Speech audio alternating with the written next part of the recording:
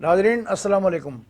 आज analysis with Ejaz महर में हम बात करेंगे कोरोना वायरस के हवाले से जो सिंध हुकूमत और वफाकी हुकूमत में ठन गई है, और जो है वो दोनों ने एक दूसरे के ख़िलाफ़ जो है बहुत बातें की हैं, इल्ज़ाम तराशी की है। और ये तो अच्छी बात ये हुई कि जो अहम एक शख्सियत है मुल्क की, उन्होंने मुदाखलत की, तब जाके ये सूरत हाल संभली, वरना तो वफाकी हुकूमत जो है वो अपने घोड़े मैदान में उतार चुकी थी। और आपने देखा कि मुराद सईद जैसे लोग जो है उन्होंने किस किस्म की लैंग्वेज इस्तेमाल की थी, लेकिन बाद में फिर सबको शटअप कॉल आ गई। कहाँ से आई ये आगे चल के आपको प्रोग्राम में बताएंगे। दूसरी बात कि जो आज सऊदी गवर्नमेंट है, उन्होंने ये कहा है कि रमज़ान में नमाज तरावी जो है उसका मसला होगा, क्योंकि जब तक कोरोना का मामला ख़त्म नहीं होता दुनिया से, उस वक्त तक जो है वो एक्टिविटीज़ वहाँ पर जो है बाजमात नमाज पे पाबंदी वाली बरकरार रहेंगी। और सऊदी जो वज़ीर मजहबी उमूर के हैं, उन्होंने ये तजवीज़ दी है अपने लोगों को कि वो घरों पे भी अगर तरावी की नमाज़ पढ़ेंगे तो अल्लाह ताला उनको उतना ही सवाब देंगे। तो बहरहाल ये दो इश्यूज़ हैं, इस हवाले से हम बात करेंगे। जैसे कि आपको पता है कि आज वज़ीर आला सिंध ने मुराद अली शाह ने सुबह प्रेस कॉन्फ्रेंस कर डाली, जिसमें उन्होंने फेडरल गवर्नमेंट को ज़िम्मेदार करार दिया कि कोऑर्डिनेटेड एक एफ़र्ट नहीं है। और एक हद तक उनकी गिला ठीक भी लग रही थी कि वज़ीर आज़म का जो रोल है बतौर वो इस पाकिस्तान के वज़ीर आज़म का, वो चारों सूबों को लेके आगे साथ चलने का है। लेकिन अभी तक सब ने ये महसूस किया है कि वज़ीर आज़म या तो सोलो फ्लाई कर रहे हैं, या सिंध के अगेंस्ट जो इक़दामात हैं उनके बयान दाग देते हैं, और फिर उनके वज़ीर जो हैं वो भी मैदान में उतर चुके, और उन्होंने भी जाके सिंध गवर्नमेंट को निशाना बनाया। फैसल वावड़ा का आपने सुना कि उन्होंने जो है वो बयान दिया, जिसके बाद फिर ये मामला बिगड़ा। तो आज जब नेशनल कोऑर्डिनेशन काउंसिल की मीटिंग बुलाई गई, वज़ीर आज़म साहब के ज़ेर सदारत चल रही थी, तो उसमें भी उनको ये कहा गया कि सिंध को ऑन बोर्ड लेके और सारे सूबों को ऑन बोर्ड लेके फ़ैसलों को आगे किया जाए। तो मेरे ख्याल में इसमें असद उमर जो है उन्होंने बड़ा तमीरी रोल प्ले किया, और उन्होंने जो है वो फ़रीक़ैन से कहा कि नहीं, इसमें एक दूसरे पे अटैक नहीं करना चाहिए। जिसके बाद जो घोड़े दौड़ाए गए थे उनको जो है फिर बाद में कहा गया कि मोहतात रहें, जिसकी झलक हमें फ़िरदौस आशिक आवान की जो ब्रीफिंग हुई आज, उसमें भी नज़र आई कि वो भी काफ़ी मोहतात नज़र आई। और जिसके बाद सीएम सिंध ने जो इश्यूज़ रेज़ किए थे, मेरे ख़्याल में कि सिंध गवर्नमेंट के वज़ीरों को भी ये कहा गया कि वो इस मामले पे अब कोई बयानबाजी ना करें। जिसके बाद जो फ़ैसले पीर को एनसीसी के इजलास में किए जाने थे, और कंस्ट्रक्शन इंडस्ट्री को पार्शली खोलने की बात चल रही थी, और दीगर जो चीज़ें हैं पाकिस्तान में किस तरह मामलात को आगे चलाना है, इस हवाले से भी जो वफाक और सिंध हुकूमत में इख्तलाफात चल रहे थे, उन पे फ़ैसले नहीं हुए, डेफर हो गए कल के लिए। अब मंगल को जो है दोबारा दोपहर के बाद इजलास बुलाया है वज़ीर आज़म साहब ने, जिसमें चारों वज़राए आला जो है वो भी ऑन बोर्ड होंगे, और वो अपना अपना गेम प्लान पेश करेंगे। और ख़ास करके जो ये एक राय थी सिंध की कि इस लॉकडाउन जो 14 तारीख तक था, इसको थोड़ा ग्रेजुअली अब बढ़ाना चाहिए, क्योंकि अगर पाकिस्तान में जो टेस्ट हुए हैं उस टेस्ट के जितने लोग पॉजिटिव आ रहे हैं, वो रेशो देखें तो वो तकरीबन दुनिया में काफ़ी ज़्यादा है।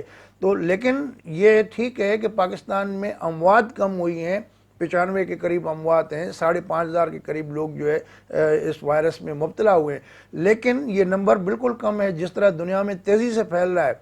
इस वक्त पूरी दुनिया के जो 3 बड़े सुपर पावर हैं, वीटो पावर रखने वाले ममालिक जो है वो सबसे बुरी तरह मुतासर हुए।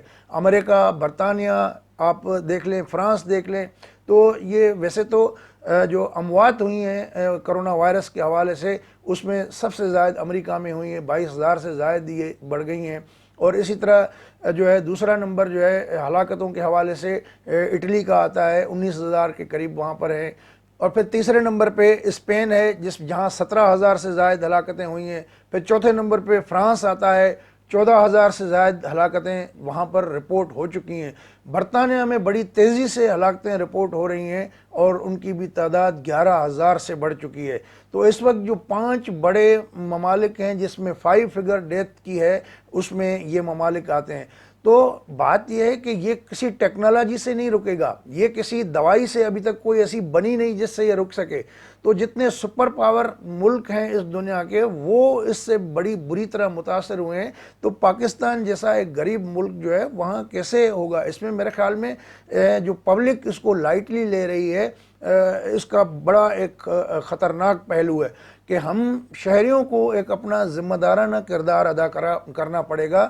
سوشل ڈسٹنس جو ہے اس وقت واحد سوشل ڈسٹنس جو ہے کرنا واحد حل اس وقت ہمارے پاس دستیاب ہے، جس کو سیریسلی لینا پڑے گا۔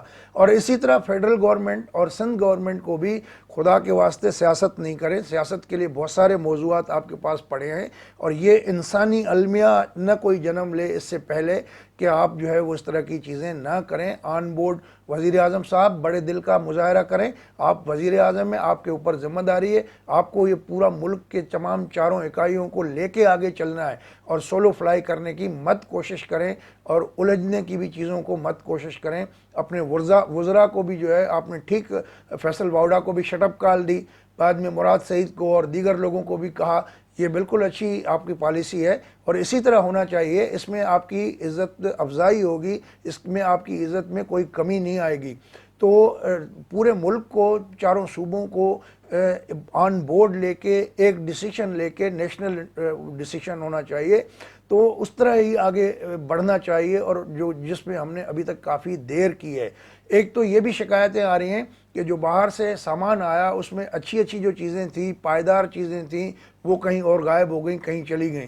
تو اس حوالے سے بھی ایک جو صوبوں کا کوئی خدشہ ہے اس کو بھی ایڈریس کرنا چاہیے اور اس معاملے کو بھی دیکھنا چاہیے۔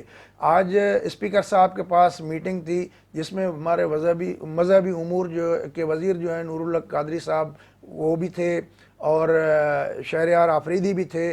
انہوں نے بھی آ کے یہی کہا کہ تبلیغ جماعت والے بھی کوآپریٹ کر رہے ہیں، اور دیگر مسالک کے لوگ ہیں، ان علماء سے مشاورت کے ساتھ ایک قومی پالیسی ترتیب دے کے اس کا اعلان کیا جائے گا۔ تو میرے خیال میں دیکھیں، سعودی عرب جہاں پر روضہ رسول ہے، جہاں پر مکہ پاک، مدینہ پاک، اس کے جو چیزیں ہیں، وہ جب اتنا احتیاط کر رہے ہیں، نمازوں پہ پابندی لگا رہے ہیں، تو میرے خیال میں پاکستانی لوگوں کو کتنا وہ ہے اس پہ تھوڑا غور کرنا پڑے گا، اور اس میں جو ہے مختلف مسالک کے جو لوگ ہیں ان کو بھی ایک اپنی قومی ذمہ داری کا ثبوت دینا ہوگا۔ اور اس میں جس طرح مفتی منیب الرحمان صاحب وغیرہ کے کچھ اختلافات آئے تھے، میرے خیال میں یہ اختلافات جو ہے رکھنے کا یا کرنے کا موقع نہیں ہے۔ یہ بہت بڑا ایک انسانی المیہ کسی بھی وقت واقع ہو سکتا ہے، ہم سب کی ذمہ داری ہے کہ ہم اس سے بچیں اور اس کو جو ہے اتنا طول پکڑنے نہ دیں۔ خدا را نہ پاکستان کے پاس وسائل ہیں، نہ ٹیکنالوجی ہے، نہ کوئی ایسی چیزیں ہیں، تو ہمارے پاس واحد حل جو ہے اس پہ فوکس کرنا چاہیے۔ آپ سب لوگوں سے دستبستہ گزارش ہے کہ ان چیزوں پہ تھوڑا سیریسلی لیں، اور ہر شہری اپنی اپنی جو بھی ذمہ داری ہے اس کا جو ہے وہ اپنا وہ ادا کرے۔ تو بہرحال تو دوستو، اگر یہ ویڈیو آپ کو اچھی لگی ہو تو اس کو آپ دوستوں کے ساتھ بھی شیئر کریں اور ہمارے چینل کو بھی سبسکرائب کریں۔ بہت بہت شکریہ۔ اللہ حافظ۔